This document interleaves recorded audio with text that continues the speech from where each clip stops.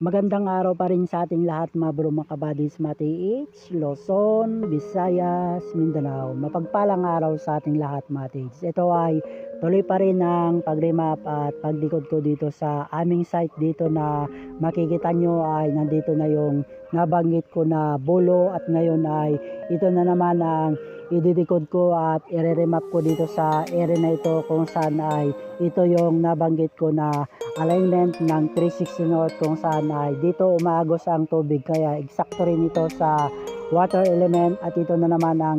gagamitin ko na base fulcrum point ko na naman dito kung saan ay magiging alignment naman ito ng 120 southeast para makuha ko yung coordinate spot niya kung saan ay magiging 300 northwest yun at yun ay makikita natin na nandun ang bato na magkakasunod, isa, dalawa, tatlo at ang pinaka gitna niya yung bato doon na flat na medyo pabilog siya at ngayon ay mula dito matik ay may sukat siya na patungo ng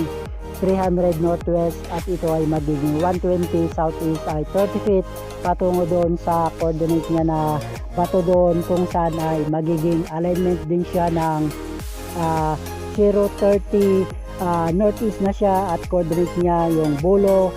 dito at yan ay magiging 210 southwest naman siya at mula dyan pa rin ay magiging 240 southwest naman siya pabalik pa rin dito sa base fulcrum point ko ay magiging 060 northeast na naman siya dito sa area na ito kung saan ay dito ako magsimula matage patungo doon sa coordinate spot niya kung saan ay mapapansin natin naka-triangulation yung bulo doon at yung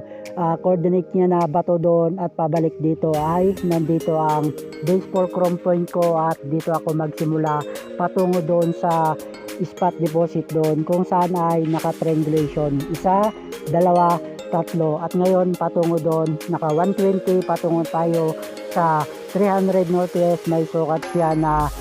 30 feet patungo ng 300 northwest at doon ay makikita natin ang coordinate niya matrix ay ito yung nandito sa pinakagitna diretso sa 300 northwest ay ito yung coordination niya dito na makikita natin ay ito yung nakaukit dito na makikita natin na meron siyang isang dot ito ay sumisimbolo ng boreal deposit at magiging arid siya ito ay naka-alignment ng 300 northwest at ang coordinate niya na pinagmulan ko sa 120 southeast na naging 060 northeast ay may sukat nga siya patungo dito ay 30 feet patungo dito na nandito ito sa 300 northwest at ito naman ay magiging alignment ng 030 northeast na siya pabalik doon sa coordinate niya na lumang bulo ay magiging 210 southwest naman siya kung saan ay naka 240 southwest na siya pabalik din doon sa coordinate niya na pinagmulan ko at magiging 060 northeast naman siya ngayon kung saan ay naka triangulation niya yung pinagmulan ko doon na magiging base fulcrum point ko pabalik dito sa coordinate niya na bato sa 300 at ngayon para makuha natin ang deposit ay mula dito matrix ay meron siyang arrowhead dito at itong isang dot ay mula dito pabalik sa 120 southeast may sukat siya 3 feet patungo dito sa area na ito kung saan ay dito nga yung kinalalagyan ng deposit na sinasabi nung sign marker doon na isang deposit dahil yon that ay sumisimbolo ng 1 deposit, boreal deposit mula doon 3 feet patungo dito sa coordinate niya at ito na ngayon ang nakikita natin na naka-symbolization ng V. Ang V ay sumisimbolo ng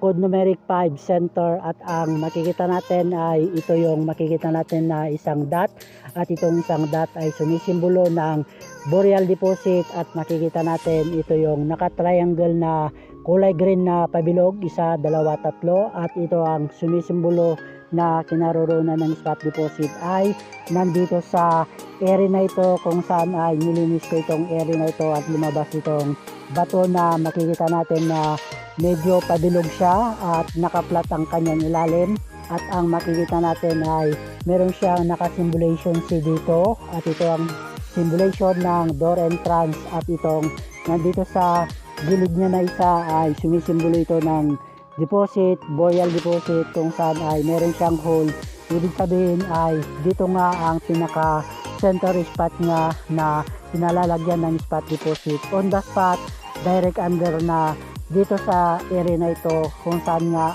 ay nadikod na natin itong pinalalagyan ng spot deposit, dahil itong aming site dito ay makikita nyo ay bagong linis na naman ito, kung saan ang haring araw ay palubog na nga sa 270 West, kung saan ay makikita natin itong bolo na surface trail marker nila, kung saan yung dinikod ko dyan sa kabila ay nasa 90 degrees yun patong ng 270 West, itong lumang bolo nga. At ito naman ang ginamit natin para makuha pa natin ang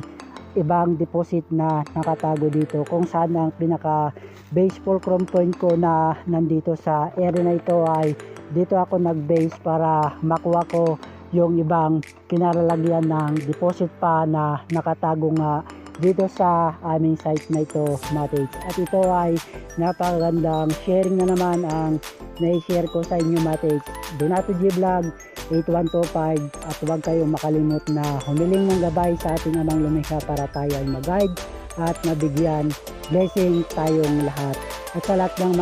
makapanood sa aking munting channel Donato G Vlog 8125 ay maraming salamat sa inyo. Sana matuto kayo sa machine share ko na patungkol sa Yamashita Treasure, the Golden Lily Treasure noong 1942 World War II, mates. Good luck sa ating lahat, mates.